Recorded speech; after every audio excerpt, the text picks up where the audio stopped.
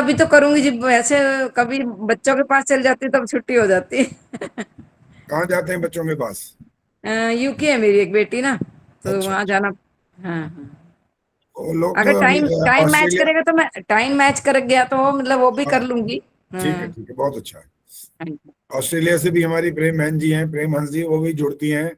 इंदिरा हाँ जी। डांगे जी भी वहीं से हैं, वो भी जुड़ती नहीं, अब हैं। 11 बजे है तो वहां पे अभी 6:30 हुए होंगे, 7 बजे है सर, वहां पे सुबह के 7 बजे। ठीक है ठीक तो हो सकता है, अटेंड हो सकता है। है, जब संभव हो तब जुड़ो, कोई ऐसी बात नहीं, ठीक है। हाँ जी हाँ जी। चलो जी, पहले तो होगा मंत्र पाठ, और फिर होगा सत्यार प्रकाश का पाठ, और हाँ उसके जी। बाद फिर आपकी सुन लेंगे कुछ बातें जो मंत्रों के माध्यम से आप कुछ, जो उस दिन परीक्षा दोगे तो किसी की समस्या रह गई हो तो पूछ लेगा वो। शकुंतला जी माइक ऑन करो। इस शकुंतला जी से सुनना है। और ये बताएं कौन सा मंत्र सुनाओगे? आचार्य जी, हाँ नमस्ते जी, कौन सा सुनाओगे मंत्र आज? संध्या का सुना दूं? देख के सुनाओगे? नहीं आता है। आता है तो किताब नहीं खोलना फिर अब। ठीक है आचार्य जी। हाँ, जब आता है का मतलब होता है फिर वो पुस्तक देखना मना होता है। नहीं, आचार्य जी आते तो हवन भी है, बस अशुद्धियां होती हैं। कोई बात नहीं, अशुद्धियों के लिए तो दंड व्यवस्था लगा तो रखी है, तभी तो ठीक होएगा, नहीं तो ठीक होएगा नहीं कभी भी। हाँ एक जी। एक आज मैंने देखा टीवी में, एक किसी ने भेजा, वो ऐसे वो देख रहा है, पापा देख रहे हैं, पापा यहाँ दिखाई दे रहा है मेरा, ऐसे वो देख रहे हैं, उसके बच्चे का लेख देख रहे हैं, नंबर भी देख रहे हैं। अरे 10 में से 10, इतना सुंदर लिखा, हैंड राइटिंग भी बहुत सुधर गया। बाप पूछ रहा है बेटे से, बेटा आजकल क्या खा रहे हो? वो निकालता है नीचे, जो तुम छुपा हुआ था ना उसका हाथ में, जहां छुपा रखा था उसने, ये दिखाया जूता। समझ आई बात? हाँ जी। आपने पूछा आजकल क्या खा रहे हो, तो जूता दिखाया उसने। ये जूते खाने का परिणाम है। तो भाई देखो, जैसा जैसा व्यवस्था होती है वैसे वैसे आगे कार्य बढ़ता है।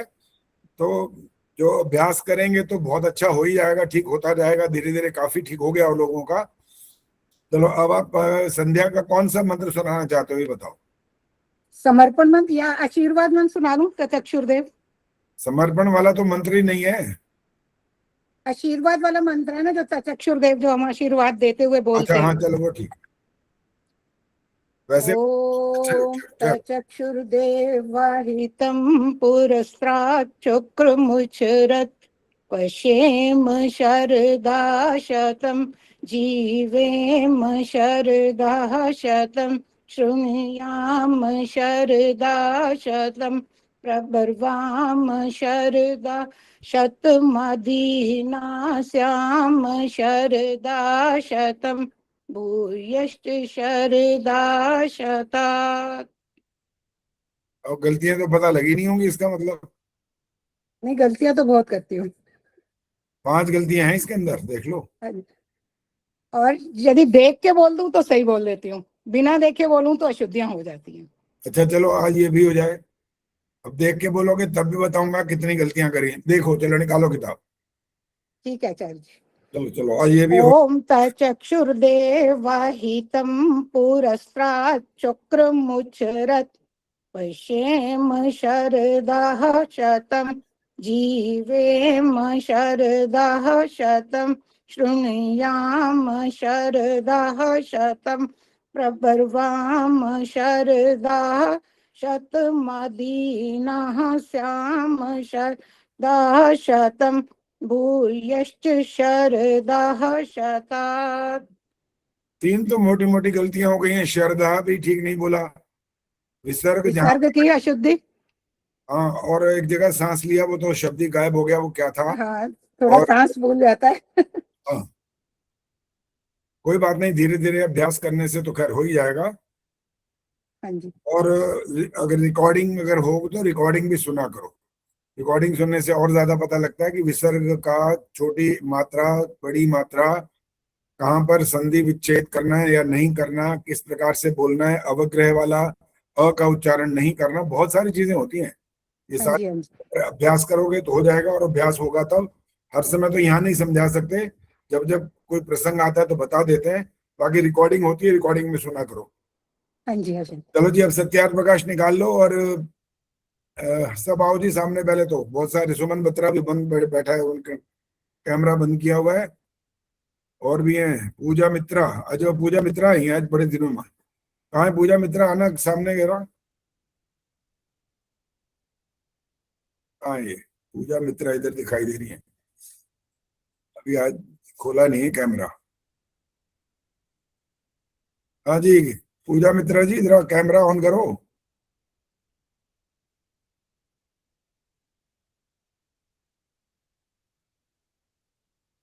भाई किसकी सहेली है ये बता दो अब। आचार्य जी ऑफिस में होंगे ना शायद, इसीलिए कैमरा नहीं खोल रही होंगी। अच्छा, तो बात सुन सकती हैं, मतलब देख नहीं सकती हैं। आगे आचार्य जी, आगे पूजा मित्र आगे। नहीं है अभी तक तो दिखाई नहीं दे रही। अच्छा हाँ, ये अब दिखाई दी, ये अब लाइट के सामने है। पूजा, ये इसका मतलब ये अपना ऑफिस में होते हो क्या इस समय? क्या क्या कह रही हैं? हाँ जी सर, ऑफिस में ऑफिस में होते हो जी। और इसीलिए डर लगता है? नहीं, अपना हॉल है एक्चुअली, बोल नहीं सकते ज्यादा। क्या कह रहे हो? ऑफिस आपका अपना है या नौकरी करते हो, क्या है? नौकरी नौकरी है। जॉब करते हो? हाँ जी, हाँ जी। फिर तो डरना पड़ेगा, फिर तो घर का राज नहीं चलेगा। फिर तो कहेंगे अच्छा ये काम कर रही है यहाँ पे, क्या ये अपने गाने सुन रही है यहाँ पे? इसलिए आचार्य जी, नहीं पहले तो अलग अलग था ना बैठने का, तो कोई प्रॉब्लम नहीं थी। अब एक्चुअली हॉल में बैठने में ना सारे लोग आसपास होते हैं, तो सारे लोग होते हैं, सारे लोगों को भी समझा दो जरा उनको, भाई तुम भी जरा थोड़ी क्या करो जरा, तुम्हें भी वेद मंत्र आ जाएंगे थोड़े बहुत, कुछ ना कुछ तो सीख ही जाओगे, ऐसी क्या बात है। मेरा भी बंद हो जाएगा आचार्य जी, तो चोरी चोरी कार्यक्रम चल रहा है बस, असली में कर नहीं सकते ना ऐसे बात। तो ठीक बात है, ऑफिस में तो ऑफिस का ही काम करना पड़ता है, ये बात ठीक है। चलो ठीक है, जितना जितना संभावना हो उतना उतना काम करो। चलो ओके, धन्यवाद आचार्य जी, धन्यवाद। आज पढ़ना कहाँ से बताओ यार? रही बालाजी बोलो कहाँ से पढ़ना है, पहले तो ये बताओ। अच्छा ये 252 पेज पर नीचे जो प्रश्न लिखा हुआ नीचे की साइड, प्रश्न की लाइन बड़ा करो ना। जब परमेश्वर हाँ व्यापक ठीक है, चलो पढ़ो, आप ही पढ़ो, शुरू करो। जी धन्यवाद। जब परमेश्वर व्यापक है तो मूर्ति में भी है। पुनः चाहे किसी पदार्थ में भावना करके पूजा करना अच्छा क्यों नहीं। देखो, न काष्ठे विद्यते देवो न पाषाणे न मृण्मये, भावे ही विद्यते देवस्त स्माग दावो ही कारणम। परमेश्वर देव न काष्ठ न पाषाण न मृत्तिका से बनाए पदार्थों में है, किंतु परमेश्वर तो भाव में विद्यमान है। जहाँ भाव करे वहां ही परमेश्वर सिद्ध होता है। उत्तर, जब परमेश्वर सर्वत्र व्यापक है तो किसी एक वस्तु में परमेश्वर की भावना करना अन्यत्र न करना यह ऐसी बात है कि जैसे चक्रवर्ती राजा को सब राज्य की सत्ता से छुड़ा के एक छोटी सी झोपड़ी का स्वामी मानना। देखो यह कितना बड़ा अपमान है। वैसा तुम परमेश्वर का भी अपमान करते हो। जब व्यापक मानते हो तो वाटिका में से पुष्प पत्र तोड़ के क्यों चढ़ाते, चंदन घिस के क्यों लगाते, धूप को जला के क्यों देते, घंटा घड़ियाल झांझ पखाजों को लकड़ी से कूटना पीटना क्यों करते हो। तुम्हारे हाथों में है क्यों जोड़ते, सिर में है क्यों सिर नमाते, अन्न जल्लादी में है क्यों नैवेद्य धरते, जल में है स्नान क्यों कराते, क्योंकि उन सब पदार्थों में परमात्मा व्यापक है और तुम व्यापक की पूजा करते हो व व्याप्य की। जो व्यापक की करते हो तो पाषाण लकड़ी आदि पर चंदन पुष्प आदि क्यों चढ़ाते हो, और जो व्याप्य की करते हो तो हम परमेश्वर की पूजा करते हैं ऐसा झूठ क्यों बोलते हो। हम पाषाण आदि के पुजारी हैं ऐसा सत्य क्यों नहीं बोलते। रुक जाइए अभी, जी सुशीला ढाका जी माइक ऑन करो। ये व्याप्य और व्यापक क्या होता है? हाँ जी, व्याप्य और व्यापक क्या होता है ये? व्याप्य और व्यापक। हाँ, बोल रही हूँ आचार्य जी, आत्मा और परमात्मा के बारे में है। परमात्मा व्याप्त है, तुक्केबाजी व्याप नहीं, तुक्केबाजी नहीं चलानी। भूल रही हूँ तो आचार्य जी, याद नहीं मेरे आता तो पता कोई कोई बात नहीं, छोड़ दो इसको। एक बात और आई थी यहाँ पर, धूप को जला के क्यों देते? संतोष नंदवानी जी, माइक ऑन। धूप तो हम भी जलाते हैं भाई, तो यहाँ तो स्वामी दयानंद ने इसका निषेध किया है, ये क्या कारण है? धूप हम तो धूप जलाते हैं, मैं जो कमरे में कीटाणु वगैरह हैं वो नष्ट हो जाए उसके लिए। और लेकिन जो सनातन लोग हैं वो उन पूजा के लिए उसको जलाते हैं। और इसमें व्यापक की पूजा करते हो या व्यापक की पूजा मतलब व्यापक जो ईश्वर है और व्यापक जो हम मूर्ति में उससे मानते हैं। अच्छा, दोनों को उत्तर आपने दे दिया फटाफट। मैं कहाँ पहुंच गए? मैं सोच रहा था कि ये आवाज आगे आगे और चलती जा रही है। जो धूप की बात वो उन्होंने यहाँ पर निषेध करी है, वो ऐसे ऐसे करते हैं ना, थाली में ले करके ऐसे ऐसे जब करते हैं वो लोग, धूपबत्ती। धूप दीप जला करके इस तरह से आरती करते हैं। तो स्वामी दयानंद ने ये जो धूप की बात यहाँ पर की है, मना किया। पुष्प तोड़ करके करते हो। व्याप्य और व्यापक में जो और स्पष्ट करना है, जरा देखें और कौन करेंगी? विष्णु प्रिया बताएंगी। अब व्याप्य व्यापक का उदाहरण देना है, क्या होता है व्याप्य और क्या व्यापक? नहीं याद आ रही है अभी। नहीं आ रहा? चलो गायत्री को बोलेंगे अब।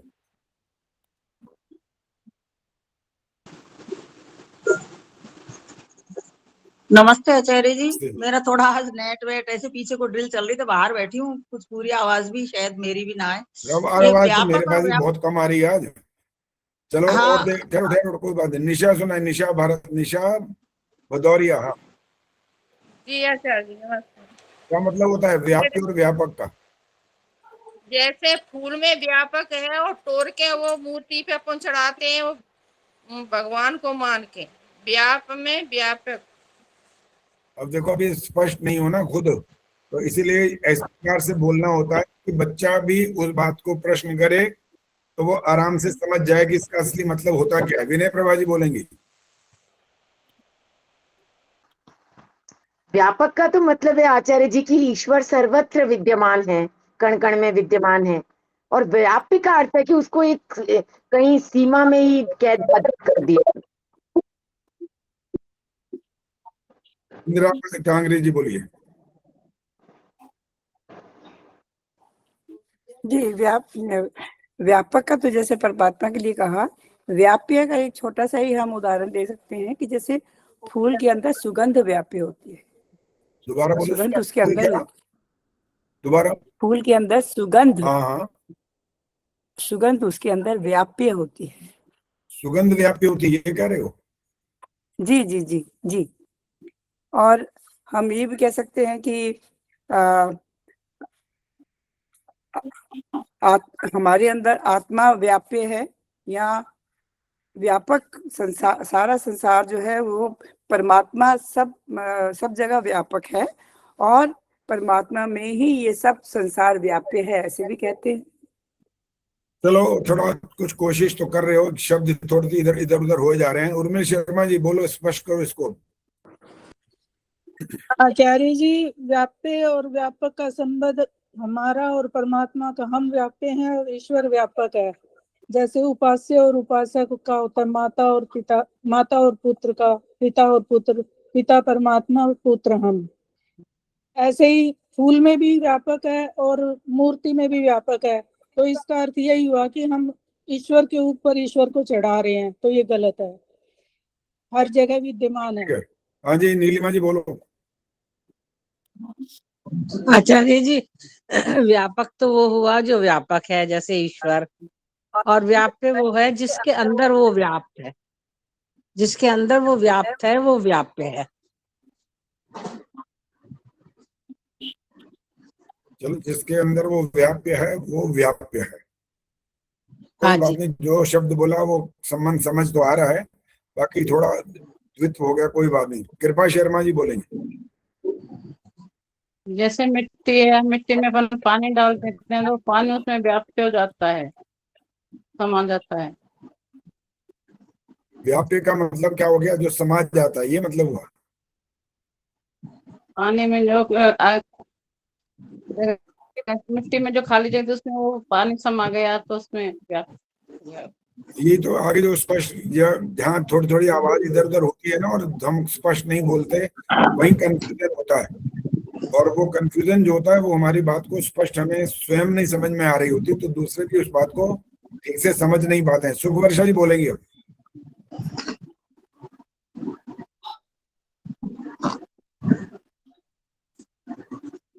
सुखवर्षा जी जल्दी ऑन करना होता है, इतनी देर नहीं लगानी है। बोलो, फिर माइक बंद हो गया।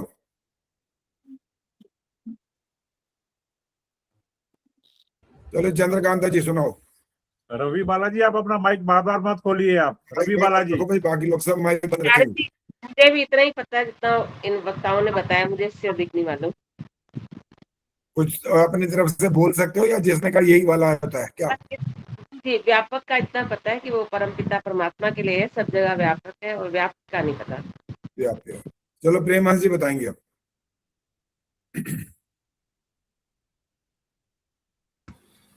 आचार्य जी, मेरे विचार में जो मुझे थोड़ी सी समझ आई है कि व्यापक जो है, जो हर जगह पाया जाता है, जैसे ईश्वर को हम कहते हैं कि वो सर्वत्र व्यापक है, तो हर चीज में पाया जाता है, हर वस्तु में, माया की कोई भी वस्तु है। और व्याप्य वो है जिसमें वो व्यापक होता है।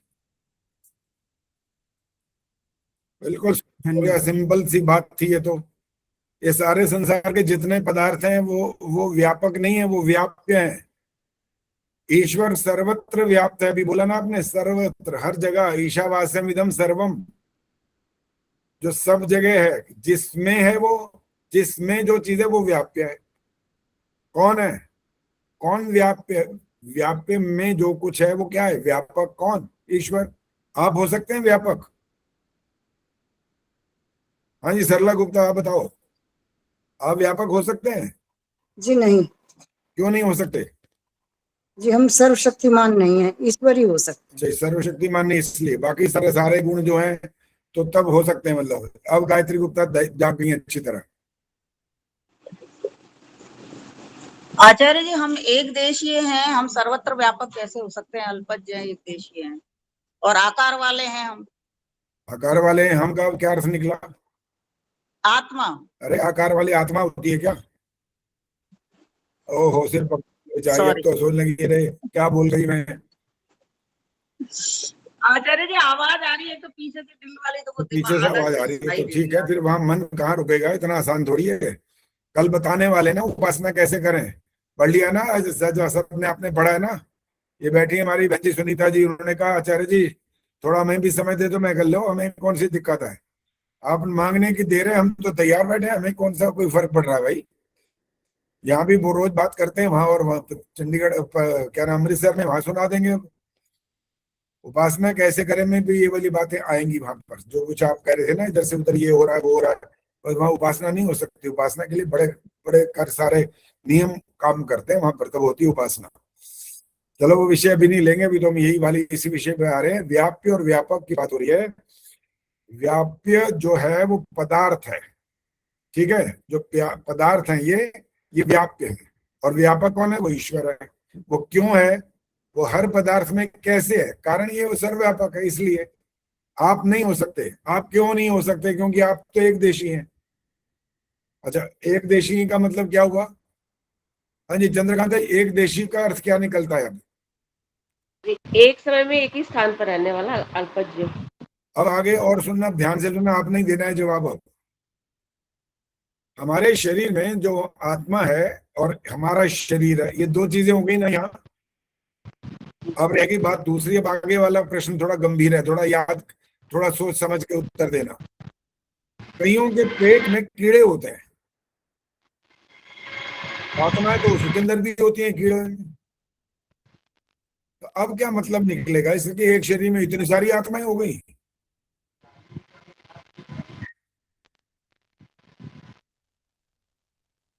कैमरा माइक बंद हो गया,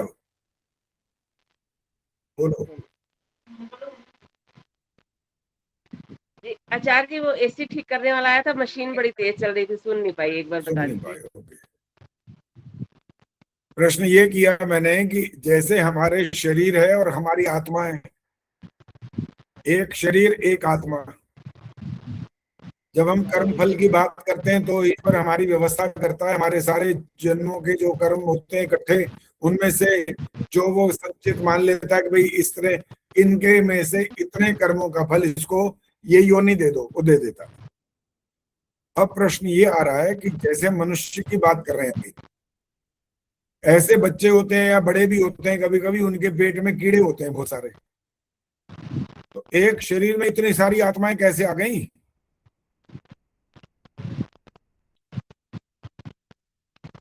आचार्य जी, ऐसे तो हमारे जितने जो अच्छे जितनी चीजें सब कीड़े ही होते हैं, बहुत सी आत्माएं हैं हमारे अंदर। हमारे विद्वान तो ऐसा बताते हैं। क्या बताते हैं? कि जो हमारा ब्लड बना रहे हैं, जो हमारा सब कर रहे हैं, वो सब आत्माएं ही करती हैं। जो ब्लड बना रहे हैं वो हमारे मनुष्य की आत्मा वाले जो कीटाणु है, किसी और की आत्मा वाले कीटाणु है? नहीं है, हमारे अंदर ही है ना। हमारे अंदर तो बात हो रही है ये, उसका और प्रश्न किया ना, वो कौन से वाले हैं? चलो एक मिनट, इसको यूं समझो, मनुष्य की आत्मा निकल गई तो वो ब्लड को दूसरे कीड़े मकोड़े बना देंगे हमारे शरीर के अंदर? नहीं नहीं, जब आत्मा निकल गई तो सब खत्म फिर हो इसका गया। मतलब निकला है ना अब, मनुष्य की आत्मा है, शरीर मनुष्य का है, तो जो ब्लड बना रहे हैं कीड़े मकोड़े जो भी हैं, जिनका जो नाम मर्जी रखो आप, वो मनुष्य वाले शरीर के अंदर मनुष्य वाली आत्मा वाले काम कर रहे हैं कीड़े। अब यहाँ दूसरे कीड़े आ गए, उनका क्या करें? वो कैसे घुस गए यहाँ पे? वो तो हमारी गलती के गलत खान पान के कारण हुए ना। तो वो अपना काम करते रहते हैं, हमारे ऊपर कोई प्रभाव नहीं डालते? मतलब तो डालते हैं, क्या? कई बार हमारी भूख कम हो जाती है, भूख अधिक लगती है। अब सुनो, अब ये जो सारा गोलमाल बात की है ना, जानबूझ के किए मैंने। कोई ये कहता है कि ये इंसान के अंदर दूसरी आत्मा प्रवेश कर जाती है, ये बोलते हैं बस।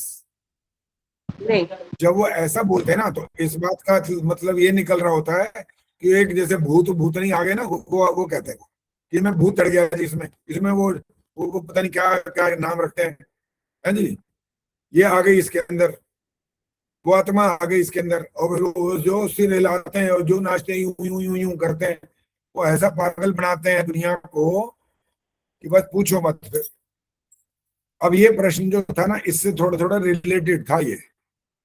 अब प्रश्न रिलेटेड ये रह गया कि जो मनुष्य के शरीर के अंदर हमारी जो आत्मा है, ऐसी वाली आत्मा क्या और दूसरे इसी शरीर में किसी और की आत्मा आ सकती है कि नहीं?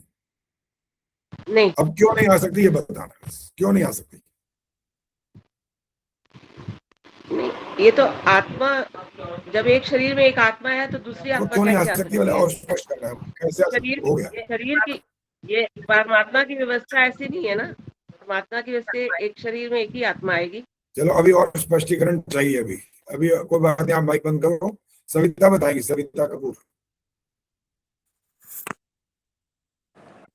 आचार्य जी, ईश्वर जो है अपने कार्य में कोई त्रुटि नहीं करता। ईश्वर से कभी कोई गलत कार्य नहीं हो सकता, इसलिए अभी इस बात को और स्पष्ट करो, क्या मतलब गलत काम नहीं कर सकता? इसलिए मतलब एक शरीर में एक ही आत्मा दी उसने, वो दूसरी आत्मा को नहीं देगा उसमें। उस शरीर के अंदर दूसरी आत्मा वो नहीं भेजेगा। चलो अभी और क्लियर कर रहे हैं। इंदिरा डांगरी जी बोलो। जी, जब माता के गर्भ में बच्चा होता है तो वो उसमें भी तो आत्मा आती है, तो आत्मा के भीतर, शरीर के भीतर एक और आत्मा तो आती है। मगर अगर ये कहें कि किसी और मृत व्यक्ति की आत्मा आ गई, वो गलत है। वो मृत की तो कह नहीं रहे, वो तो कह रहे हैं उस भूत प्रेत जो है वो चढ़ गया इसके ऊपर, वो आगे ये कहा भूत प्रेत। अब वो भूत प्रेत का क्या समझते हैं? कहते हैं कि मरे हुए की आई है कि जिंदे की आई है, वो कोई प्रश्न ही नहीं करता। करें इसमें एक आत्मा आ गई है, बुरी आत्मा आ गई है, ऐसे बोल देते हैं वो, और वो अपना नाच नचा रही है अभी उसको। प्रत्येक आत्मा को तो अलग अलग उसको शरीर मिलता है, चाहे वो पशु पक्षी का मिले या किसी और का मिले, तो वो उस आत्मा उस शरीर में से निकल के दूसरे शरीर में तो घुस ही नहीं सकती। कृपा जी बोलो आगे। आत्मा को दूसरा शरीर धारण करने के लिए दूसरा शरीर की आवश्यकता होती है। तो जब बच्चा शिशु गर्भ में रहता है तो उसका शरीर दूसरा होता है, इसलिए वो माँ के पेट में आ जाता है। लेकिन भूत प्रेत जो कहते हैं वो कुछ होता नहीं है, इसलिए बिना शरीर के कोई दूसरा शरीर प्रवेश नहीं कर सकता। लेकिन वो सामान्य जैसी बातें तो नहीं कर रहा होता। कुछ आवाज लड़की होती है तो आदमी की आवाज आती है, आदमी होता है तो औरत की आवाज आती है। ये क्या हो जाता है फिर? इसका मतलब तो कोई ना कोई घुस जाता है वहां पर। आगे गीता बताएंगी। आचार्य जी, ये केवल है ना नाटक होता है, दिखावा होता है। ऐसा बोली बदल लेते हैं और दिखाते हैं कि कोई दूसरी आत्मा घुस गई, ऐसा कुछ भी नहीं होता है। जब एक शरीर में एक ही आत्मा काम करती है, यदि दो दो आत्मा होगी तो वो एक शरीर से दो काम कैसे करा सकेगी? उनके दोनों के कर्म फल भी अलग होते हैं। एक आत्मा अपना कर्म भोगेगी तो एक ही शरीर से भोग पाएगी, दूसरी आत्मा अपना कर्म फल दूसरे शरीर से भोगेगी, ना कि एक ही शरीर से दोनों तो भोगते ठीक है, रहेंगे। बहुत अच्छा बोला आपने, सही कह दिया, काफी क्लियर भी कर दिया। एक जो मनुष्य के शरीर में जब आत्मा आएगी, जो अभी इंदिरा टांगरी जी ने बोला ना, जब मनुष्य का बच्चे का जन्म होना की बात आती है तो वहां पर वो आत्मा उसमें प्रवेश करती है, उस गर्भ के अंदर, और उसके कर्म का फल ईश्वर ने क्या दिया, इस माँ और बाप के द्वारा वहां पर बच्चे का उस आत्मा को वहां पर पहुंचाया। इसके बाद वाली जो भी आगे की परिस्थिति है, चाहे वो कीड़े मकोड़ों की हो जाए, चाहे फिर कोई शरीर के अंदर सांप ही घुस जाए, कोई कारण बन जाए, चाहे और कोई छोटा मोटा और कीड़ा मकोड़ा अंदर घुस जाए और अंदर खुराफात पैदा कर दे, तो वो मनुष्य वाला आत्मा जैसा होता है वैसा नहीं है। सामान्य किसी और रोग के कारण से या चोट लगने के कारण से वहां कीड़े बुलबुलाने लग गए पेट में, मलक जिसको बोलते हैं, वो बड़ा लंबा भी कीड़ा हो जाता है। फिर जैसे बच्चा होता है छोटा, वो खाता ही रहता है, खाता ही रहता है, और कहते हैं भाई इसको लगता नहीं है, तो पेट में कीड़े हैं जी इसके कीड़ों, तो इसको दवाई आदि दी जाती है, वो फिर शौच के माध्यम से कीड़े निकल जाते हैं, फिर उसको सब खान पान भी लगने लगता है। तो बहुत सारी जितने भी बातें ऐसी हों कि शरीर के अंदर और भी आत्मा वाले कुछ शरीर होते हैं, वो मनुष्य वाले शरीर की जैसे आत्मा होती है वैसे नहीं हो सकते, क्योंकि वो कर्म फल व्यवस्था बिगड़ जाएगी। इसका अगर आधार मान लें, जो लोग कहते हैं ये आत्मा आ गई यहाँ पर, ये अब ये कर रही है, गीता ने ठीक बोला, वहां पर वो नाटकबाजी चलती है ज्यादातर। एक क्रिश्चियंस का भी एक वो कुछ चलता है कार्यक्रम, वो यूं यूं यूं यूं यूं ऐसे ऐसे ऐसे करके वो पलटबाजियां ऐसे खाती हैं। ज्यादातर तो औरतें ही होती, वहां आदमी तो ज्यादा नहीं थे, औरतें ही होती। वो ऐसे ऐसे ऐसे ऐसे करती हैं, वो पता नहीं क्या करती हैं, इतने ड्रामे हैं, पता नहीं क्या। भाई हमें तो एक प्रश्न करना है, उन्होंने सिर पे हाथ रखा और उनका ड्रामा शुरू। भाई मिला क्या ये बताओ ना, जो भी वहां गया क्या मिला उनको, क्या चीज मिल गई है? ईश्वर मिल गया, क्या मिला? कोई करंट लग गया हो तो चलो बात है, करंट लगे तो बंदा यूं यूं यूं यूं कर ले, करंट में तो वहां जाके गिरेगा 10 मील दूर पहले। तो ये क्या है सब, इतना ढोंग पाखंड अंधविश्वास हमारे देश ने तो भैया बेड़ा गर्क करके रखा हुआ है। और बताओ आप बुरा मान जाओगे, और उसका आधार आप ही हो। आदमी इतना नहीं फंसते इन बातों में, वो थोड़ा सा ध्यान रखते हैं इन बातों का। जिनको देखो लाइन लग रही है, लाइन लगी हुई है, वो भंडार भरा पड़ा, पूरा पूरा पंडाल, और कौन है ज्यादा वो देख लो, कौन बैठे वहां पर जय हो करने में, जय हो करने में लगे पड़े हैं सारे। क्या पूछने की जरूरत नहीं, महाराज जी क्या बोल रहे हो, क्या इसका उत्तर है? ईश्वर ईश्वर ईश्वर ईश्वर चिल्ला रहे हो रोज तुम, कहाँ ईश्वर दिखाओ जरा कैसा है। हम वो तो दिखाने की भी बात भी कर देंगे, उनको तो आप बोल के देख लो एक बार, कहेंगे बस हमारे वहां पर आ जाओ आश्रम के अंदर, हमारी कोठी के अंदर, वहीं ईश्वर का दर्शन कराएंगे। तो ऐसे हैं भाई लोग भी, जो इतनी बात को सुन करके भी समझते नहीं बात को। आचार्य जी एक बात पूछनी, हाँ जी बोलो।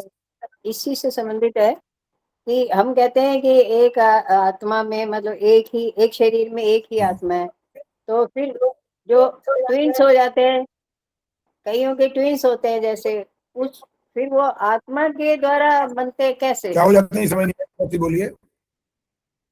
ट्विंस बच्चे होते हैं। ट्विंस, अच्छा अच्छा, हाँ हाँ, आप बोलो आगे, प्रश्न क्या हुआ?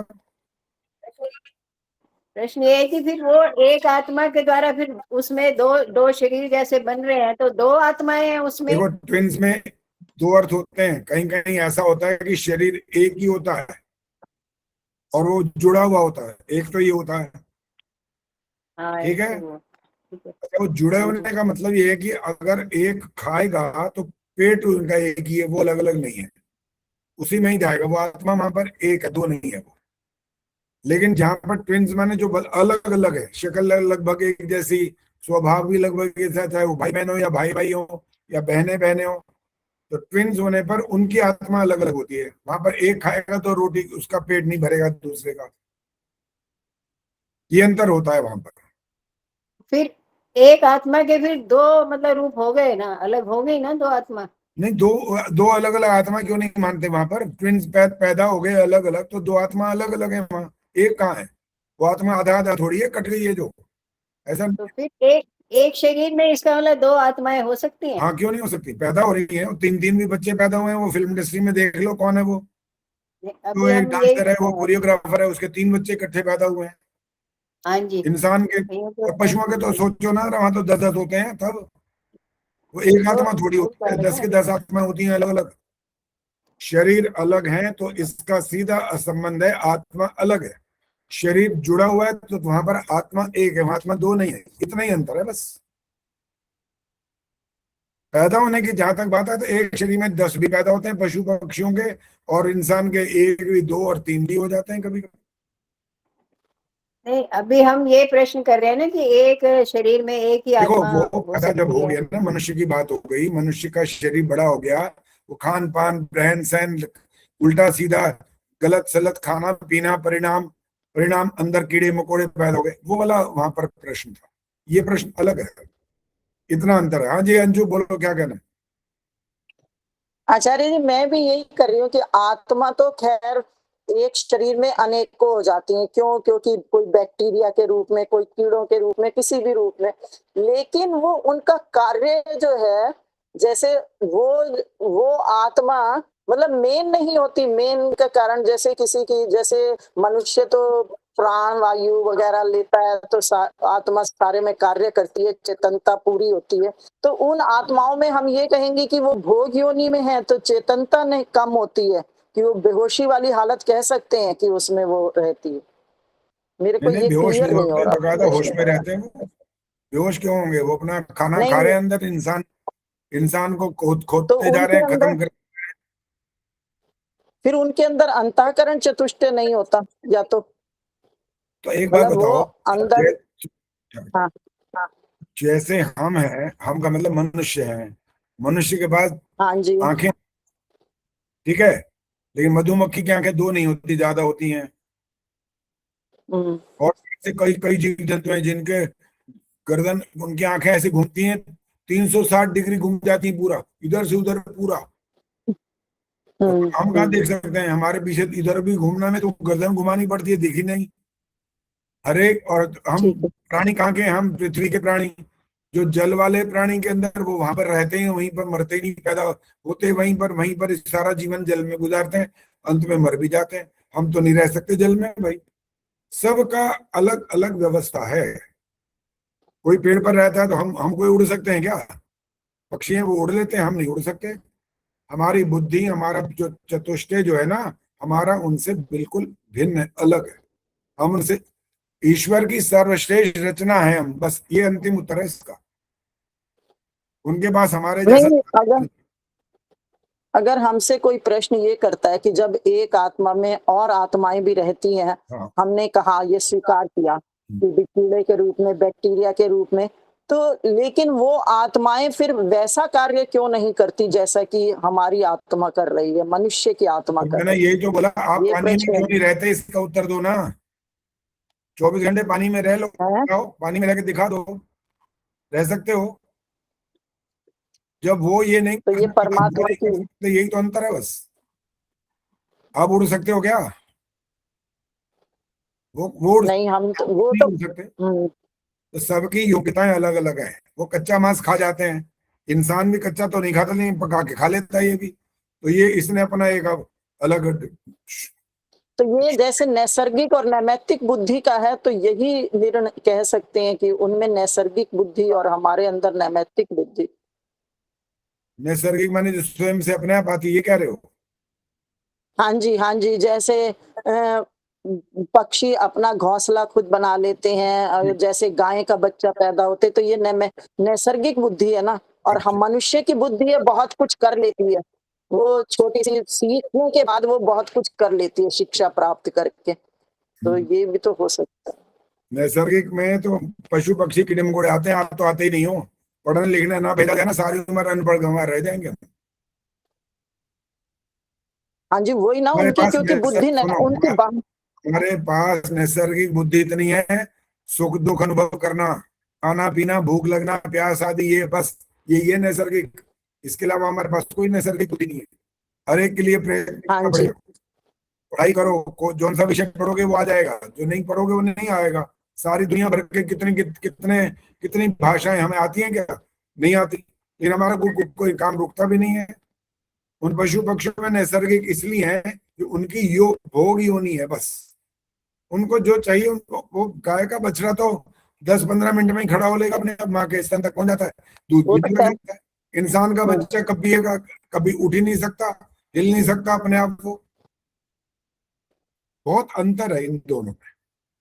ठीक है, आपका प्रश्न थोड़ा थोड़ा विषयांतर चला गया, लेकिन उसका उत्तर भी आपको दे दिया। वो इस विषय से अलग था, लेकिन कोई बात नहीं। जी, अब ये वाला जो व्याप्य और व्यापक की जहां से शुरुआत हुई, चर्चा हुई और खूब अच्छे से लंबी चौड़ी बात हो गई। आप व्याप्य की पूजा करना चाहोगे या व्यापक की? विष्णु प्रिया, उत्तर। व्यापक। व्यापक कौन है? परमात्मा। परमात्मा की पूजा कैसे करोगे? उसकी आज्ञा का पालन करके, उसके वेदों के अनुसार जीवन दिनचर्या करके। इसलिए तो हम कहते हैं सब विदुषी हो गई हैं अब। एक एक छोटा छोटा प्रश्न और ऐसा उत्तर होता है कि बंदा आगे बोले क्या बोले। कमाल कर दिया विष्णु प्रिया ने, आज तो गजब कर दिया एकदम। आचार्य जी, मैंने जवाब नहीं दिया है? मैंने जवाब नहीं दिया, दूसरे किसी ने जवाब दे रहे थे, इसलिए मैंने माइक बंद कर दी थी। ईश्वर देवी आचार्य जी। उत्तर किसने दिया? ईश्वर देवी। मैं पहली बार जुड़ी हूँ आपके ग्रुप में। आपने उत्तर क्यों दे दी फिर भाई? मैंने सोचा पूछ रहे थे इसलिए। आपसे कब पूछा मैंने? विष्णु प्रिया नाम लिया बाकायदा। मुझे ईश्वर सुनाई दे, ईश्वर देवी इसलिए। अच्छा, विष्णु प्रिया ईश्वर है तो बिल्कुल अलग अलग, कोई एक्सेंट ऐसा तो नहीं है कि बिल्कुल एक जैसी लगेगा। अब आवाज थोड़ी कम बिना पूछे बोलना मना है यहाँ पर। हाँ जी, हाँ जी, वे मेरे को गलत सुनाई दिया, आवाज थोड़ी कम आ रही थी ना, इसलिए। हाँ जी, दोबारा बोलो, मैंने सुना नहीं अभी। बोलो क्या बोला है? बिना पूछे नहीं बोलना, हाथ खड़ा करना होता है, कैमरा भी ऑन रखो ताकि पता लगे कौन सुन रहा है। तो हाथ खड़ा करोगे तभी तो दिखेगा, कि आप कैमरा ऑन करोगे तो दिखेगा। ठीक ठीक है।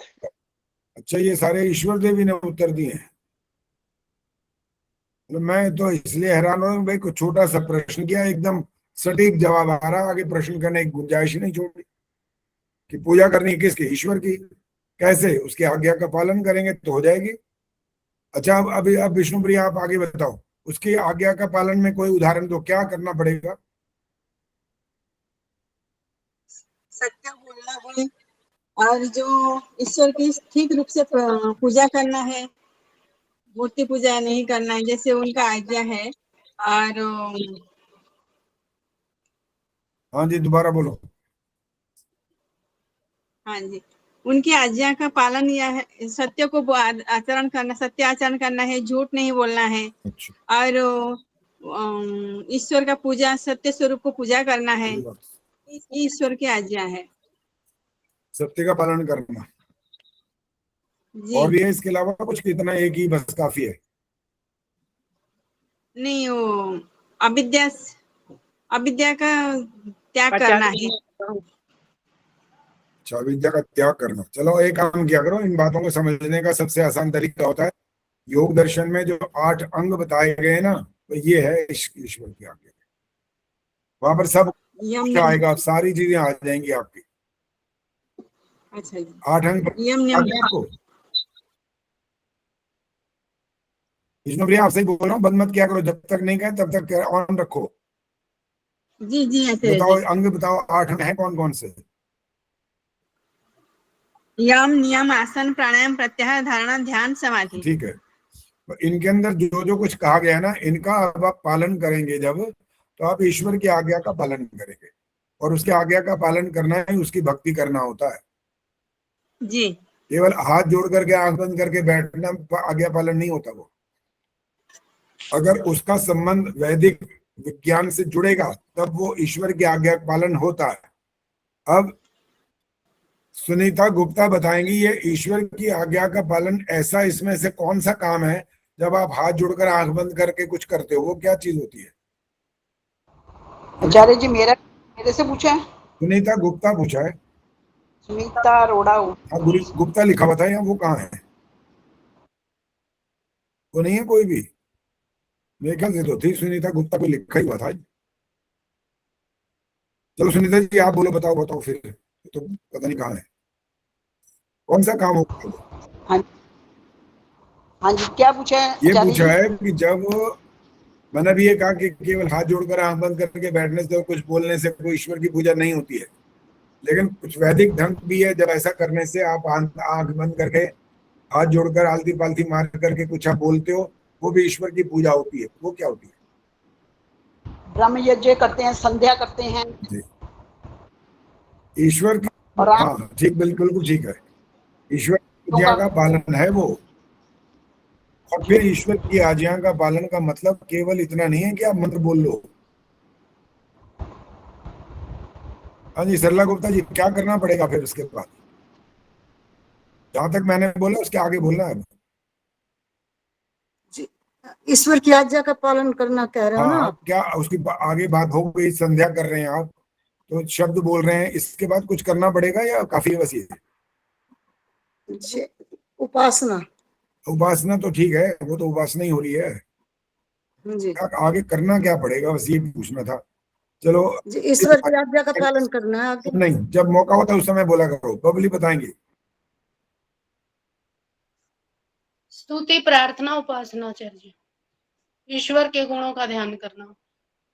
हमने संध्या की बात कर ली, चलो आपने स्तुति प्रार्थना उपासना भी बोल दिया, हमने कहा उसमें करना क्या पड़ेगा, ये प्रश्न था। प्रोच्चारण। पद्मा जी बोलेंगे अब। आचार्य जी उस पे मनन करना है और फिर उन्हीं गुणों को अपने जीवन में धारण भी करना है, जो हम परमात्मा के गुणों का वर्णन करते हैं उसमें उसको हम अपने जीवन में उतारने का प्रयास आत्मसात करें। नहीं करोगे तो मंत्र आपके ऐसी हवा में जा रहे हैं, कुछ नहीं होगा उससे। बोलते रहो मंत्र, कितने मंत्र बोल लोगे आप? सारे चारों वेदों के मंत्र बोल लो बेशक, बोलते रहो बोलते रहो बोलते रहो, आपके 4 दिन 6 दिन 8 दिन 1 महीने में खुलते हो गए पूरे, फिर होगा क्या? उसके होगा क्या होगा? कुछ भी नहीं होगा। पता तो है नहीं, कहा कि आपने, ये कहाँ पता है? जब पता ही नहीं तो फिर कौन सी भक्ति, कौन सा उसके आज्ञा का पालन होगा? कुछ नहीं। इसका अंतिम अर्थ ये है कि जब तक आप उसका पालन नहीं करोगे जो आप बोल रहे हो, तब तक आपका ईश्वर की आज्ञा का पालन कहना व्यर्थ हो जाएगा, नहीं कर रहे। इसकी आज्ञा का पालन करने का मतलब है जो आप मंत्र बोलो, कभी कभी आप हिंदी में भी तो बोलते हो, अंग्रेज लोग इंग्लिश में बोलते हैं, बाकी कोई पंजाबी, कोई उर्दू, कोई मलयालम, कोई कन्नड़, हर भाषा में कोई ना कोई बोलता ही है। लेकिन अगर वो ईश्वर की आज्ञा से संबंध रखता है वो वाला काम जो वो हो रहा है, तो वो ईश्वर की आज्ञा का पालन कर रहा है, अन्यथा नहीं हो रहा। हाँ जी संतोष जी ऑन करो। संतोष नंदवानी को नहीं कहा, जो सामने कहीं वही है। आगे नाम पूरा दिखता नहीं ना, आगे पूरा नाम लिखा क्या होता है जी। बहुत सारी बातें जो हम पीछे भी बढ़ते हुए आ रहे हैं, और आज भी जहां से हमने शुरू किया, और उन्होंने ये बोला था कि हम तो अपनी भावना के माध्यम से काम कर रहे हैं, हमारी भावना ऐसी इतनी अच्छी भावना है, तो फिर हमारी भावना के माध्यम से हम कार्य, ईश्वर की जो पूजा का, उपासना का जो काम है, वो हमारी भावना को ईश्वर क्यों नहीं समझ सकता? क्या दिक्कत है इसमें? क्योंकि केवल भावना तो देखो मूर्ख भी करते हैं और बाकी लोग भी, अनपढ़ लोग भी कर लेते हैं, लेकिन हम जब आप तक स्वाध्याय नहीं नहीं, करेंगे। आपने नहीं बोलना। संतोष अब दिख रहा है पूरा नाम, संतोष अरोड़ा से पूछा ये। अच्छा इसीलिए जी। तो बोला था संतोष नंदवानी जी, आपने नहीं बोलना। मैंने कहा पूरा नाम नहीं दिख रहा, तो संतोष ये दिखाई दे रही थी, तो मैंने इनको ओके किया था। बोलो जी, अरोड़ा जी बोलिए। जी, हमारी जो ईश्वर के प्रति भाव है वो शुद्ध पवित्र होंगे तो ही हम ईश्वर से जुड़ पाएंगे। देखो अभी ये ज्यादा स्पष्ट हुआ नहीं है, अभी फिर मौका देते हैं आपको। तो अब पहले प्रश्न सुन लो दोबारा। जो लोग ईश्वर की उपासना का माध्यम मूर्ति पूजा मानते हैं, वो कह रहे हैं कि ईश्वर हमारी भावना को समझता है कि नहीं समझता? हम ईश्वर की उपासना कर रहे हैं, ईश्वर सर्वशक्तिमान है, सर्वव्यापक है, ये सारी उनके गुणों का भी उल्लेख कर देते हैं वो। तो ईश्वर हमारी भावना के माध्यम से वो हमारी क्या बात को स्वीकार नहीं करेगा क्या? इसका जी करेगा, स्वीकार करेगा, स्वीकार करेगा। जी कोई उदाहरण दो, क्या कैसे स्वीकार, क्या चीज करेगा स्वीकार? क्योंकि वो भले मूर्ति के सामने बैठा है लेकिन उसके भाव ईश्वर के प्रति है, उसकी जो उपासना हो रही है वो ईश्वर के प्रति हो रही है। अब ईश्वर के प्रति जो उसके भाव है, तो मूर्ति के सामने किस लिए बैठा है? अब कुछ लोग उसको प्रतीक रूप में मान करके भी मूर्ति पूजा करते हैं, लेकिन हालांकि ये गलत है, क्योंकि जब मूर्ति के सामने हम जाते हैं तो हाथ जोड़ करके आंखें बंद कर लेते हैं, जिसका मतलब ईश्वर हमारे अंदर का विषय है। ठीक है, हमने जो बात बोली, हमें कोई आपत्ति? कौन आवाज आ रही है पीछे? बच्चा कोई बोल रहा है? जी आप हटा बोल दिए रहे हो बच्चे तो को। उसको, जब आप बोलो तब तो ऑन करो, वरना बंद करो के सुन लिया करो। अगर ईश्वर की बात को ये मान ले, जैसे आप बोल रहे हो कि वो मूर्ति को देखते हुए भी बाद में आंखें बंद करके वो ईश्वर की बात कर रहे हैं, तो प्रश्न ये खड़ा हो गया कि उस मूर्ति के सामने बैठ करके ईश्वर का ध्यान करने की आवश्यकता क्या रही? इसका जवाब दो। कुछ लोग ऐसा मानते हैं कि हम ध्यान हमारा इधर उधर ना भटके, इस वजह से प्रतिमा रूप में किसी को सामने रखते हैं, प्रतीक रूप में। मैं अभी नहीं समझ आया, क्या दोबारा बोलो भाई। जी, कुछ लोग ऐसा मानते हैं कि हमारा ध्यान इधर उधर भटकता है, तो हम प्रतीक रूप में उसको सामने रख करके उसकी ईश्वर की स्तुति करते हैं। किसका प्रतीक? किसी भी चीज को प्रतीक मान लेते हैं। जैसे कई लोग कहते हैं केवल अपने मस्तक पर देख ले, अपने हृदय पर देख करके ईश्वर का ध्यान करें। थोड़ा सा बोला करो, प्रश्न आ जाए ना थोड़ा सा रुक जाया करो। अब कह रहे किसी भी चीज का, आपने, कुछ लोग कहते हैं यहाँ ये तो आपका अपना है कि मूर्ति का? ये किसका स्थान? ये तो हमारा स्थान है। फिर वही तो कह रहा हूँ, वो आप इधर ये कहते हो कि मूर्ति के सामने बैठ करके उसको प्रतीक का मतलब ईश्वर का प्रतीक। अब ईश्वर के प्रतीक की बात करते हैं तो आप कहते हैं वो एक स्थान पर अपना ध्यान लगाते हैं, तो मूर्ति का तो संबंध तो दोनों जगह खत्म हो गया। कहाँ बचा बीच? नहीं बचा वो तो। जी, इसीलिए तो कहें मूर्ति की जरूरत क्या है, ये तो पूछना है। किस लिए? वो क्या काम कर सकती है हमारे लिए? आप बेशक बोलते रहो, हिंदी में बोलो, किसी भाषा में बोलो, आपकी बात सुन लेगी वो? जी नहीं, मूर्ति नहीं सुनेगी। जी फिर आप किसको? मूर्ति नहीं आपका मतलब है सुनेगी। जो लोग ऐसे, आपका मतलब आप नहीं हो, जो लोग ऐसा मान करके भाई हम तो ईश्वर का प्रतीक मान रहे हैं, भाई ईश्वर का प्रतीक मान रहे हो तो तुम्हारे घर का ही राज है, इसका मतलब ईश्वर का प्रतीक कर समझाओ, ईश्वर है क्या? देखो आपके एक ठहरो, बोला नहीं, एक प्रतीक होता है, दिखाता हूं आपको प्रतीक क्या चीज होती है। एकलव्य नाम सुना है? एकलव्य, जिसने कुत्ते के मुंह के अंदर वो ऐसे तीर मारे कि कुत्ते का मुंह छिला नहीं, मुंह तीर घुस गए अंदर, वो भौंकना बंद हो गया। अब सुनो प्रतीक क्या चीज होती है। जब गुरुजी ने देखा कि ये क्या हो गया भाई, कमाल हो गया, ये ऐसा कौन तीरंदाज है भाई, अर्जुन का भी इतना पक्का निशाना नहीं है अभी, तो ये कौन आ गया भाई? धीरे धीरे घूमते घामते पहुंचे तो देखा वो एकलव्य खड़ा है वहां पर। अब उसने पूछा कि बेटे ये तुमने किया है? कि हाँ जी बिल्कुल। कि भाई ये तेरे को सिखाया किसने? कहते आपने, मैंने सिखाया। मैंने कब सिखा दिया भाई? कहने वो देखो ये आपका प्रतीक के सामने है, मूर्ति बना रखी है मैंने, इसके सामने रोज अभ्यास करता था मैं। इसको बोलते हैं प्रतीक। जो चीज है उसका प्रतीक। ये आकार वाला है ना गुरु जी, तो इसका प्रतीक आकार वाला उन्होंने गुरु जी की बना दी है, प्रतिमा बना दी, कोई आपत्ति नहीं है। लेकिन ईश्वर का प्रतीक बना के बैठे हो, ईश्वर कैसा है वो तो बताओ फिर। और जैसे ही आपने ये नाम ले लिया, वो कोई शक्ल बनाई, बस आप शास्त्रार्थ कर रहे हो तो आप एक ही बारी में वहीं धराशायी हो जाओगे। शक्ल बनाई आपने, अरे शक्ल बनाने वाले के लिए इतने सारे बीच में क्या बोलूं, क्या शब्द कहूं कि वहां इतने आक्षेप आएंगे कि वो सुन सुन के ही पागल हो जाएगा। भाई पैदा होगा, पहली बात तो शक्ल वाला होगा तो पैदा होगा ना, और जो पैदा करेगा वो तो उससे बड़ा हो गया। और फिर इस पैदा होने की स्थिति की बात करते करते वहां पहुंचना पड़ेगा, अंत में मरेगा वो तो। और पैदा हो गया तो वो एक शरीर में आ गया, सीमित जगह पर। अब उसे दीवार से परे ही नहीं पता कि वो वहां पर क्या हो रहा है क्या नहीं हो रहा। सारे गुण, सारे के सारे गुण खत्म कर दिए। ये बात बोलते ही ये ईश्वर का प्रतीक मान करके हमने मूर्ति बना दी। ईश्वर का प्रतीक कहां से बना लिया आपने? आप यूं बोलो, हमें कोई आपत्ति नहीं, आपने राम की मूर्ति बनाई है, ओके, कोई आपत्ति नहीं हमें। आपने ये कहा हमने कृष्ण की मूर्ति बनाई है, हमें कोई आपत्ति नहीं है।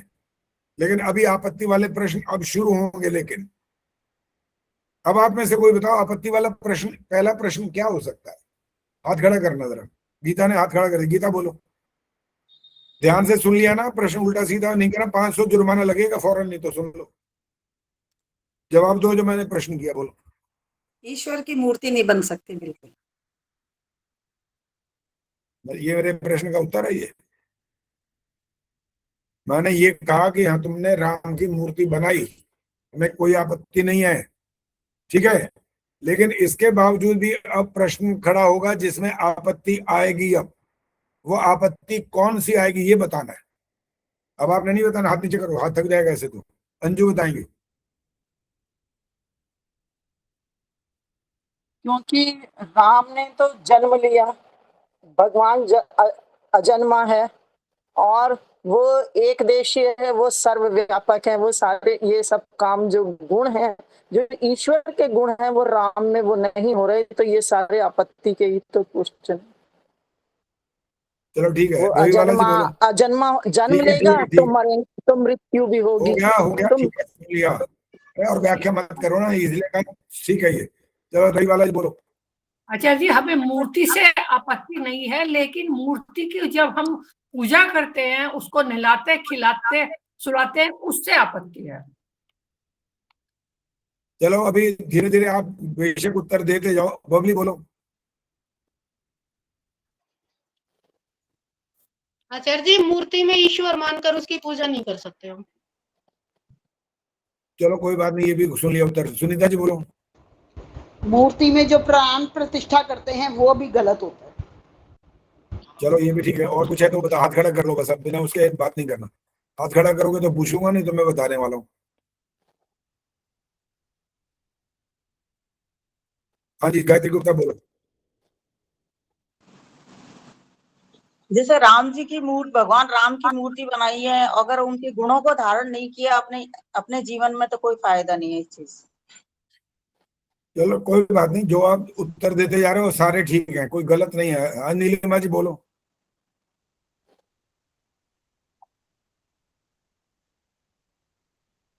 भाई कौन करो पहले, फटाफट जल्दी बोलो। हाँ जी, आचार्य जी, वो जो न तस्य प्रतिमा अस्ति है वो तो है ही है। मैं तो एक प्रश्न करती हूँ इन पौराणिकों से, वो जो सटीक है बिल्कुल वो जवाब नहीं दे पाते कि राम कृष्ण जो जिन्हें आप कहते हो ईश्वर भगवान, वो क्या इस संसार की इतनी सुंदर अनुपम विविध रचना कर सकते हैं? सूर्य चंद्रमा अग्नि आकाश वायु जल पृथ्वी और सारा ब्रह्मांड। देख लिया क्या? तो क्या उसकी बस करो ना, हो गया, तालियां बजा दी, इससे बड़ा और कितना बोलोगे? अभी हो तो गया। अच्छा अरे जी, यही धन्यवाद यही जी। प्रश्न है, सबसे पहला प्रश्न, जिसकी तुमने ईश्वर मानकर, या जो भी ईश्वर भी नहीं माना, चलो मान लिया, एक मिनट के लिए ये भी मान हाँ लो, जी। एक मिनट के लिए ये भी मान लो कि वो ईश्वर के आप रूप में आपने उनको नहीं माना, आपने साथ ये मान लिया कि वो मर्यादा हाँ पुरुषोत्तम है, ठीक है? आपने मर्यादा पुरुषोत्तम मान करके बाद उनकी मूर्ति बनाई है। हाँ नहीं, अभी माइक बंद रखो। आप ईश्वर मान करके मूर्ति नहीं बना रहे। अब देखना अब क्या प्रश्न खड़े होने वाले हैं। जब आपने मर्यादा पुरुषोत्तम की मूर्ति बनाई और इसकी आप उपासना, पूजा, भक्ति, जो मर्जी शब्द बोलो, आप ये कर रहे हो। ये जो अब आपने नीलिमा ने उत्तर दिया ना, अब ये वाला बिल्कुल ये बात यहाँ रिलेट करेगी। क्या राम जी ने ये दुनिया बनाई है? क्या राम ने समुद्र बनाए, ये सूरज चांद तारे बनाए? जो जीवन के 5 तत्व हैं वो राम ने दिए हैं। तो राम की पूजा किस लिए कर रहे हो भाई? और चलो तुम्हारी बात 1 मिनट लिए फिर मान लेते हैं। देखो समझने का कितना, कहां तक गहराई तक जाना पड़ता है। फिर मान लेते हैं कि तुमने राम के गुणों को धारण करने के लिए ये सब कर लिया, कोई बात नहीं, यहाँ भी आपत्ति नहीं है। लेकिन प्रश्न फिर खड़ा हो जाएगा, जिसने दुनिया में ये सब चीजें आपको मुफ्त में दी हैं, उसको कब, कौन सा दिन आएगा जब उसकी उपासना करोगे? वो कब आएगा? यानी सारी उम्र तुम करते हो तो वही रहोगे और बोलोगे बाद में हम कर लेंगे कर लेंगे। क्या करोगे? बात मानने को तैयार नहीं हो, क्या कर लोगे? कभी नहीं करोगे, कभी नहीं करोगे। सिर्फ ढोंग कर रहे हो, दिखा रहे हो हम ये मान रहे। पहली बात तो ईश्वरी मान रहे हैं, हमने तो बात को और आगे तक समझाने के लिए ये वाली बात बोल दी कि वो मर्यादा पुरुषोत्तम मान करके मूर्ति बना करके पूजा कर रहे हैं। इसके बावजूद भी वो ठीक नहीं हो सकते साबित, किसी भी हालत में नहीं हो सकते। रामधारी जी माइक ऑन करो। अब ये बताओ, स्वामी दयानंद की जो मूर्ति बनाई गई है जगह, कई जगह बन गई है, तो आपको, आप पर भी अर्थात हमारे आर्य समाजियों पर भी ये आक्षेप आएगा, आप क्या करोगे?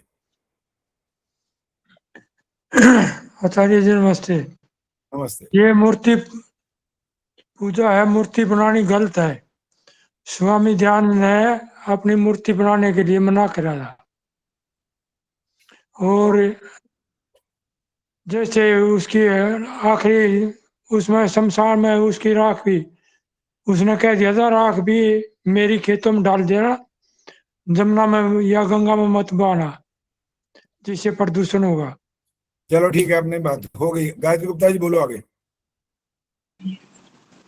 तो केवल प्रतीकात्मक है आचार्य जी, उनके गुणों, जिससे उनके गुणों की याद आती रहे, उनके गुणों को हम धारण करते रहे। यदि देखो बस इतना ही अंतर है, ज्यादा मैं और नहीं पूछ रहा हूँ। राम की मूर्ति मंदिर में स्थापित करके बकायदा धूप दीप जला, ये कर वो कर, और उनकी बकायदा आरती उतारी जाती है। और स्वामी दयानंद की मूर्ति बनाने के बाद आरती नहीं उतारी जाती है, वो केवल मात्र आपको प्रेरणा देने के लिए बनाई गई है बस। अगर आप भी ऐसा काम करने लगे, वहां जाकर के उनके चरणों को छूकर ऐसा करने लगे, हार डाल करके और यूं करके नमस्कार करके ये करोगे, तो आप भी गए।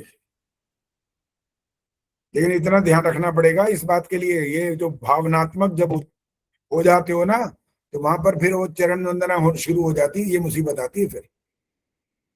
फिर शुरू में तो लगता है क्या हो गया, वो तो प्रेरणा देने के लिए बनवाई है ना जी हमने तो। उनकी मूर्ति तो इसलिए बनाई कि हमें इतने विशाल, इतने बड़े दिख रहे हैं, ये हो रहे हैं। लेकिन बाकी जहां जहां मूर्तियां बनी है, चाहे बड़ी चाहे छोटी, हर बंदा वहां यूं कर रहा है, हर बंदा वहां यूं ही कर रहा है। तो तुम्हारे ऊपर में क्या फर्क रह गया? क्या अंतर है? कुछ भी अंतर नहीं रहा फिर तो। हाँ जी पद्मा जी, आचार्य क्या जी, बोलना? जैसे नीलिमा जी ने उत्तर दिया ना कि श्री राम के उसके बारे में कि सृष्टि करता तो परमात्मा ही है, ऐसे ही मैं भी लोगों से यही प्रश्न पूछती हूँ कि क्या श्री राम के पैदा होने से पहले सृष्टि नहीं बनी हुई थी?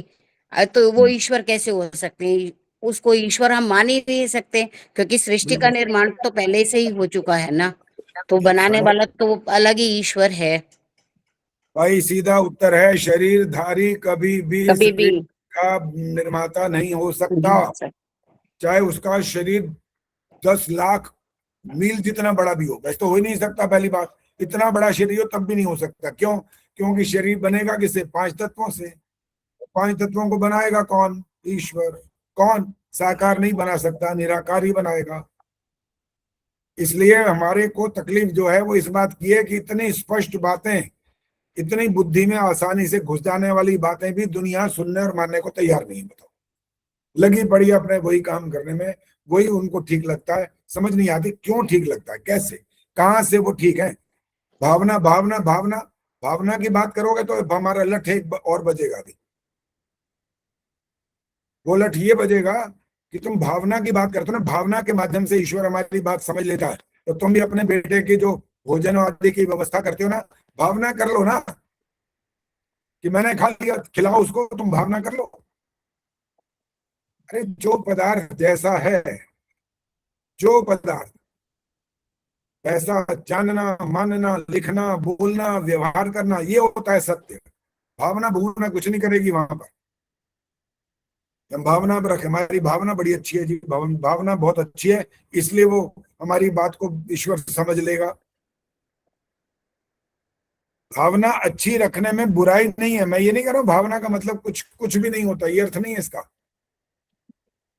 भावना तो आपको अच्छी रखनी ही पड़ेगी। देखो, मन वचन कर्म के द्वारा जितने जितने आप कर्म करते हो दंड मिलता है कि नहीं, गलत का। तो मन में भावना ही तो होती है उस समय, और क्या कर्म थोड़ी कर रहे होते हो। तो इस बात का अर्थ ये नहीं निकला कि भावना कुछ नहीं होती, लेकिन भावना मात्र करने से ही समझ लेना कि ईश्वर अब इसका फल दे देगा।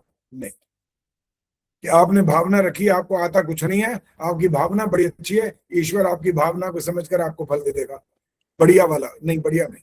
हाँ जी, संतोष नंदवानी जी, क्या कहना? इस संबंध में मैं यही कहना चाह रही थी कि इसका उदाहरण अभी हम प्रत्यक्ष देख चुके हैं। कोरोना के समय रामचंद्र जी की पूजा भी होती थी, किशन जी की भी, लेकिन वायु जो ऑक्सीजन जो है वो हमें कहाँ से लानी पड़ती थी, और उनमें इतनी सामर्थ्य नहीं थी कि वो हमें हम उनसे प्रार्थना करें या हमारी भावना उनके प्रति हो तो वो हमें उस चीज को उपलब्ध करा दें। तो इसलिए हम उन्हें ईश्वर नहीं कह सकते।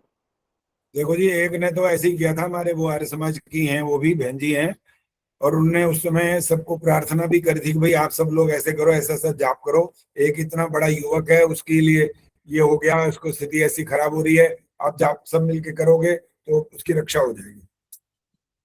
पता है आपको वो घटना? पता है ये वाली बात? किसी किसी को पता होगी शायद, लेकिन वो जीवन बचा नहीं। आपके सबके सम्मिलित जाप करने से भी नहीं जीवन बचा।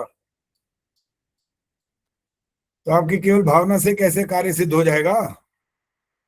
केवल भावना से नहीं होता, उसके साथ आपको वैसा पुरुषार्थ भी करना पड़ता है। एक दिन एक बच्चा बोला, कहने के सर आप ये बोलते हो कि भगवान हमारे कर्मों का फल दे के ही छोड़ेगा, माफ ही नहीं करेगा। मैं कहा हाँ बिल्कुल ठीक है, यही बात कही। अब ये बात सत्य है ही। तो पता है क्या कहता है अब कह रहा है तो फिर मैं उसकी उपासना नहीं करूंगा। क्यों भाई? जब वो छोड़ेगा ही नहीं, माफी नहीं करेगा कोई बात, फिर काहे की किस बात की उपासना करूं उसकी? उपासना, भक्ति, कुछ भी कह लो, पूजा कह लो, वो अपने हिसाब से उसने एक शब्द प्रयोग किया, इनमें से कोई शब्द बोलो, मैं उसकी पूजा नहीं करूंगा, बंद। क्योंकि आपने ये कहा कि वो माफ नहीं करेगा कभी भी। हाँ जी, अब इसका उत्तर कौन देगा? ये उत्तर उसका ठीक है गलत है, या क्या कहना पड़ेगा, क्या करना चाहिए, कौन समझाएगा ये बात? हाँ जी, सुनीता अरोड़ा जी बोल। परमात्मा तो न्यायकारी है, वो गलत चीज के लिए दया नहीं कर सकता। शुभ कर्मों का फल सुख और बुरे कर्मों का फल दुख देता ही है वो। हाँ जी, नीलिमा जी बोलो। वो जो है ईश्वर जो है शुभ कर्मों का फल देता है, उसके जो लॉज हैं, नियम हैं, वो चारों तरफ व्याप्त हैं, जिसमें शुभ कर्म जो है अति आवश्यक अनिवार्य चीज है। वो करेगा, वो जो व्यक्ति करेगा उसको शुभ फल देगा, अदरवाइज अगर नहीं करेगा उसका दंड जरूर देगा, वो माफ नहीं करेगा। देखो, मेरा प्रश्न का जो उत्तर है वो आप नहीं दे रहे हो, सिर्फ उसी बात को अलग शब्दों में बोलते जा रहे हो कि वो शुभ कर्मों का फल भी देगा, अशुभ कर्मों का फल भी देगा। वो बच्चे ने प्रश्न तो ये कर दिया, क्या कहा, मैं आज से उसकी भक्ति नहीं करूंगा क्योंकि वो मुझे माफ नहीं कर रहा। अब नहीं बोलना, बस हो गया। जिस समय मौका मिलता है उस समय बोलना होता है, बाकी तो सब बंद होना होता है। अब वो देखेंगे ना जो हाथ जिनका उत्तर भी अभी तक नहीं आया। हाँ जी, सुमन सूद जी बोलो, क्या उत्तर है इस बच्चे के, जो बच्चे ने ये वाली बात कह करके हमारे को कहा कि मैं तो अब भक्ति करूंगा ही नहीं। अब क्या जवाब देना चाहिए? तो इसका उत्तर गलत है। ये पुरुषार्थ तो करना पड़ेगा उसको, ईश्वर की उपासना करना भी तो वेदों में बतलाया ना जी, वो तो करना पड़ेगा। वो तो वो गलत है वेद शास्त्र भी कुछ नहीं जानता, वो तो आपके तर्क और युक्तियों से कुछ बात माने तो मान जाए, वेद कुछ नहीं पता उसको। तो उसको उपासना तो करनी चाहिए ना जी, वो गलत है। बच्चे का प्रश्न गलत है। तो सब है, ठीक है ना, लेकिन हमें समझाना है ना कि भाई ये गलत क्यों, किस वजह से ये बात गलत हो रही है तुम्हारी। हाँ जी संतोष धनवानी, ईश्वर के बारे में उसको बताना पड़ेगा। नंबर आ गया।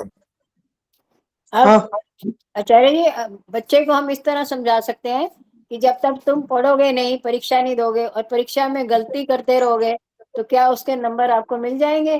क्या आपको टीचर माफ कर देगा कि आपने पढ़ाई की है तो नंबर दे दे?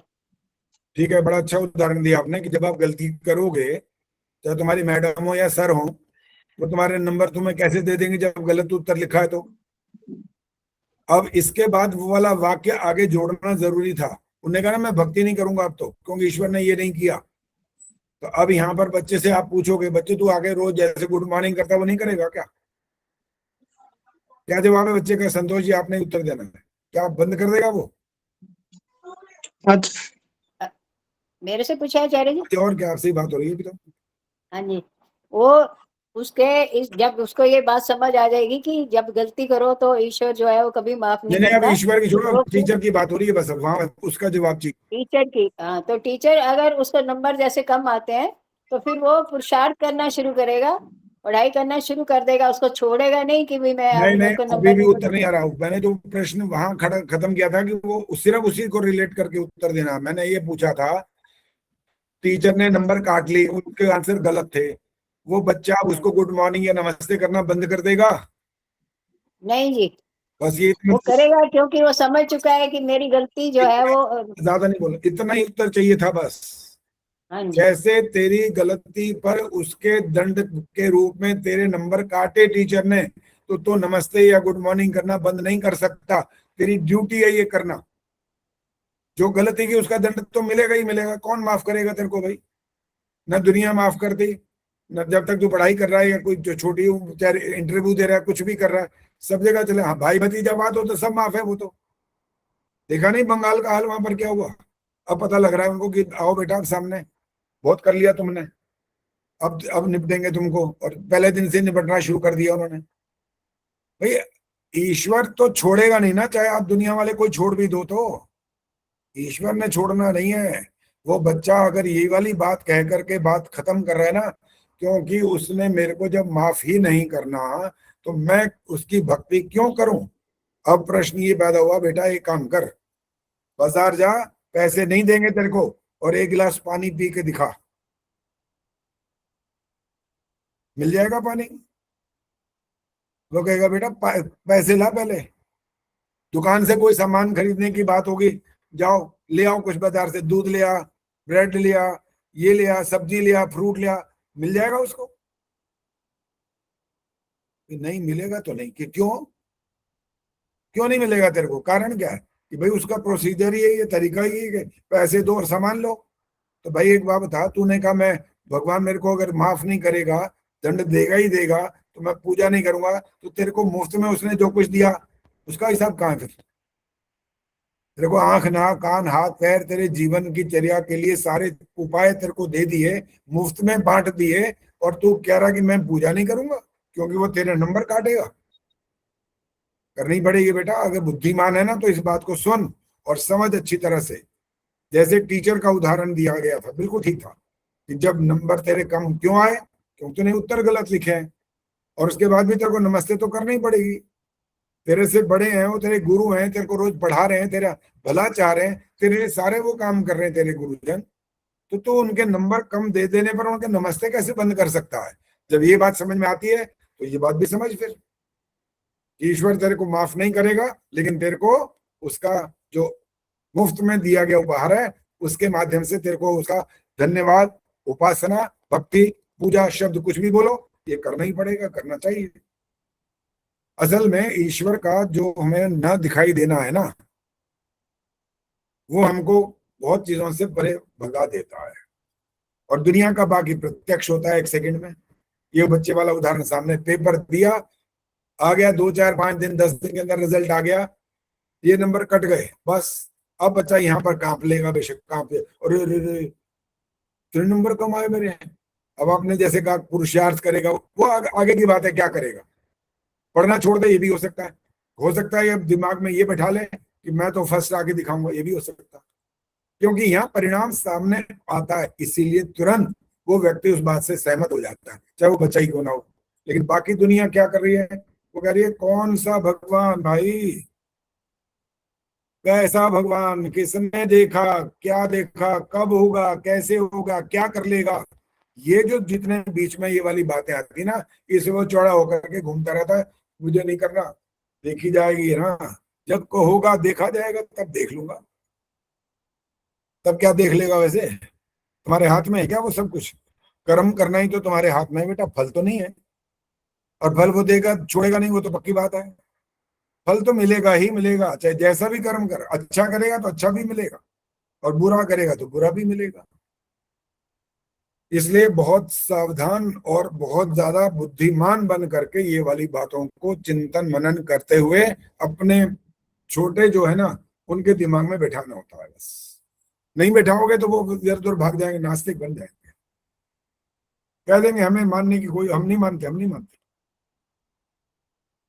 तो उनसे आप अपेक्षा करो कि बच्चे हमारी वैदिक जो ज्ञान की बातें, वैदिक संस्कृति की बातें वो सीखें, तो उनके साथ बैठ करके समय बिताइए, बताइए उनको, पूछो क्या बेटा, पूछो क्या पूछना है, प्रश्न पूछो, प्रश्न करो। और फिर एक बात है, प्रश्न तो वो तब करेगा तो, और आपने अगर स्वाध्याय नहीं किया तो उत्तर क्या दोगे, फिर उत्तर तो दे नहीं पाओगे, फिर वही भागेगा। क्योंकि देखो बाजार में सब्जी मिलती है, फ्रूट मिलता है, कपड़े मिलते हैं, सब कुछ मिलता है ना, तो आप वहां जाते हो जब, तो आप ये चाहते हो सब्जी सस्ती भी मिल जाए और अच्छी भी मिल जाए, बहुत महंगी वाली तो आपका बहुत पैसे तो आप ले भी सकते हो, तो अलग बात है, अन्यथा तो आप चाहोगे सस्ती मिले, अच्छी मिले, तो सब सस्ता रास्ता ढूंढ लेते हैं, कठिन वाला को कोई स्वीकार करता है, सब लोग स्वीकार नहीं करते। आप लोग जो बैठे हो ना यहाँ पर, वो कठिन वाले भी उस रास्ते वाले बैठे हो, इस सस्ते वाला रास्ता नहीं है। ओ जय हो भगवान जी, हमारा ऐसे कुछ नहीं होता। वो कहता है बेटा काम जो करोगे ना, मनसा वाचा और कर्म, तीनों का ही करो ना, इसका छोड़ो नहीं। तो ये वाला एक बताओ रास्ता आसान हुआ, जबकि मन की बात तो कोई दूसरा देख नहीं सकता, तो पता ही नहीं लगता मन में क्या चल रहा है किसी के, वो नहीं देख सकता दूसरा व्यक्ति, चाहे कितना ही गहरा आपका, वो नहीं जानता, कुछ भी नहीं जानता इस बारे में। लेकिन कौन जान लेता है, ये सुनीता गुप्ता लिखा हुआ है, अभी मैंने एक बार नाम भी बोला था, वो सामने नहीं आएंगे, पता नहीं क्या बात है, और ये सामने आओगे प्रश्न करना है आपसे, सुनीता गुप्ता जल्दी करो, फिर समय होने वाला है।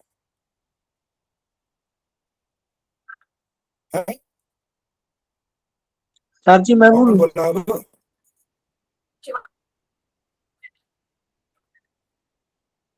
शिवांशु जी बोले थे, इन्होंने हैंड रेज किया हुआ है आचार्य जी। क्या करा हुआ, हैंड रेज किया हुआ है, ये बात करना चाहते हैं कुछ। कौन है, दिखाए, नाम तो पता नहीं लग रहा, नाम बताएं। वीडियो भी खोलो ना आप अपनी। और भाई आओ सामने, तो कैमरा नहीं ऑन करोगे तो बात ही नहीं करेंगे लोग, ये तो पक्की बात है, कैमरा ऑन करो तो पता लगे ना कौन है, क्या बात करना चाहता है, कहाँ है। लंबी लंबी बातें करो, प्रश्न उड़ जाएगा दिमाग से, कहाँ है, अभी भी तो कुछ समझ नहीं आ रहा कौन है। शिवांशु शर्मा है कोई, और वो अपनी वीडियो ऑन करो जी। शिवांशु जी क्या हो गया, प्रश्न आचार्य जी। हाँ फोटो तो आई हुई है सामने वो पगड़ी बांध के बैठे हुए हैं, ये दिख रहा है बस, कहीं नहीं दिखाई दे रही है आपको, पता नहीं कैसे दिखाई दे रही है, माइक नहीं खोला ये कुछ। हाँ जी जरा ठीक से बैठो, दिखाई तो दे, दिखाई नहीं दे रहे अभी भी, और लाइट आ रही है पीछे से, शक्ल अभी भी नजर नहीं आ रही, वहां गए। पूरी शक्ल दिखाइए आप अपनी, आपका भी सिर्फ चश्मा ही चश्मा दिखाई दे रहा है अभी। हाँ आप ठीक है, बोलिए। हाँ जी शिवांशु अपने बताओ बेटा, कुछ परिचय दो अपना। माइक ऑन करो, जल्दी से बताओ, टाइम हो गया, बंद कर दूंगा फटाफट, नहीं तो। दिल्ली का हूँ। क्या बोल रहे हैं? दिल्ली का हूँ। हाँ। और बताओ, परिचय दो अपना, और पढ़ाई लिखाई, ये वो, नौकरी, शादी, क्या क्या हुआ है? अभी तो कुछ नहीं है, मतलब अभी तो पढ़ाई चल रही है। कौन सी कक्षा की? मतलब अभी तो बीएससी कर रहा हूँ। बीएससी कर रहे हो, अच्छा ठीक है। पहली बार जुड़े हो? हाँ। किसने बताया था? हमारे एक मिथिलेश आचार्य जी है, उनने। क्या नाम है? इनको मैंने जोड़ा था। हैं? ये मंत्रों में आते हैं, उधर ये अनुवाद पढ़ रहे थे, संस्कृत अनुवाद 7:30 बजे गुरुकुल क्रांति के उसमें। अच्छा तो चलो वहां ठीक से मंत्र सीखना है, शुरू किया। हो गया ये, बस नाम मात्र फिर मैंने परिचय मिल गया। कहा वहाँ आपको और ज्ञान होगा। ठीक है, तो ठीक है, बाकी आज तो समय नहीं बचा, नहीं तो बाकी और बात करनी होती तो कर लेते, अभी नहीं करेंगे, समय समाप्त हो गया। अब हम समापन कर रहे हैं, शांति पाठ करेंगे और अपनी तैयारी अब करना अच्छी तरह से। वो तारीख आने वाली है 27 को, है ना जी? एक सप्ताह बीच में भी, तो अभी परसों भी होगा, परसों पूछ लेना। अभी मंत्र वाला तो आज मौका नहीं, खत्म हो गया, और पहले मंत्र वाला काम कर लेंगे। जिन्होंने मंत्रों के पूछना हो पूछ लेना और आप सुना देना, फिर जो गलती होगी मैं आपका उसमें ठीक बता दूंगा कि कैसे आपने उच्चारण करना है। और 5 मंत्र आपसे सुने जाएंगे और अंक होंगे उनके 100, मेरे ख्याल 100 ही लिखा था, पता याद नहीं है, जितना भी लिखा था वही होगा। 100 अंक हैं, तो ठीक है। तो एक मंत्र में जितनी अशुद्धियां होंगी आपके अंक कटते जाएंगे। बोलने में अटक गए तो अंक कटेंगे, दोबारा शुरू किया तो कटेंगे, अशुद्ध बोला तो कटेंगे, विसर्ग, अनुस्वार और ये सब अवग्रह आदि का जहाँ ध्यान नहीं रखा जाएगा उसके नंबर भी कटेंगे। तो नंबर कटने वाले चांस ज्यादा होगा, इसलिए जो पूछना हो परसों पूछ लेना। शांति पाठ। ओम द्यौः शांतिरन्तरिक्षं शांतिः, पृथिवी शांतिरापः शांतिरोषधयः शांतिः, वनस्पतयः शांतिर्विश्वे देवाः शांतिर्ब्रह्म शांतिः, सर्वं शांतिः शांतिरेव शांतिः, सामा शांतिरेधि। ओम शांति शांति शांति। जो बोले सो अभय। वैदिक धर्म की जय हो। महर्षि दयानंद की जय हो। भारत माता की जय हो। समाज अमर रहेगा, वेद की ज्योति रहेगी, ओम का झंडा ऊंचा रहेगा। ध्वनि।